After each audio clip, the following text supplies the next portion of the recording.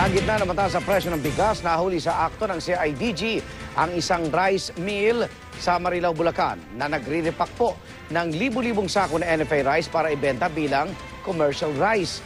Ibig sabihin, mas mahal kahit mababa ang kalidad. Ang paliwanag ng namamahal sa rice mill, sa report ng saksing si Lala Roque. Dahil masarap, may ilan pa ring mas pinipili ang commercial rice kahit mahal. Pero sa mga nagtitipid, pwede na ang mas murang NFA rice na sa Legazpi Albay ay paubos na ang supply. Pero paano kung pati ang mas mahal na commercial rice kasing kalidad lang ng murang NFA rice? Sa Jongmaru Star Rice Mill sa Marilao, Bulacan, may mga presyong commercial rice na ganyan. Ang mga ito kasi, nirepack lang pala na NFA rice. Mabuti na lang at nabisto ito ng mga otoridad.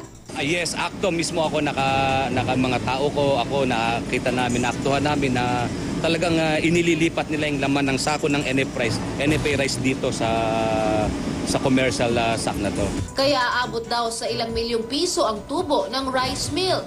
Bukod dyan, sabi ng CIDG, 3,000 sako ng NFA rice ang dinadala rito kada araw mula pa raw sa NFA Pampanga. We will ask NFA Pampanga to explain.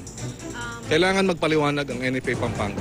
Paano mula sa kanilang mga warehouse napunta rito sa Marilao at nililipat mula sa NFA sacks hanggang sa commercial rice na mga sako. Arestado at harap sa patong-patong na kaso ang mahigit 20 tauhan ng rice mill. Hindi lang violation ng Price Act kasi ang punishment yan up to 15 years imprisonment. Up to 2 million ang fine yan. Meron ding posibleng tax evasion. Hihilingin din natin sa BIR kay Kim Henares na busisiin ang kanilang mga dokumento. Hindi man humarap sa GMA News, iginiit naman ang namamahala sa rice mill na legal daw ang kanyang operasyon. Babala to sa mga trader. Seryoso tayo rito. Nakikiusap at umaapil ang ating mga kababayan na mas pababain natin ang presyo ng bigas. Sana naman maawa sila. Kung wala man silang awa, pasensyahan tayo dahil hahabulin natin sila. Ako si Lala Roque, ang inyo saksi.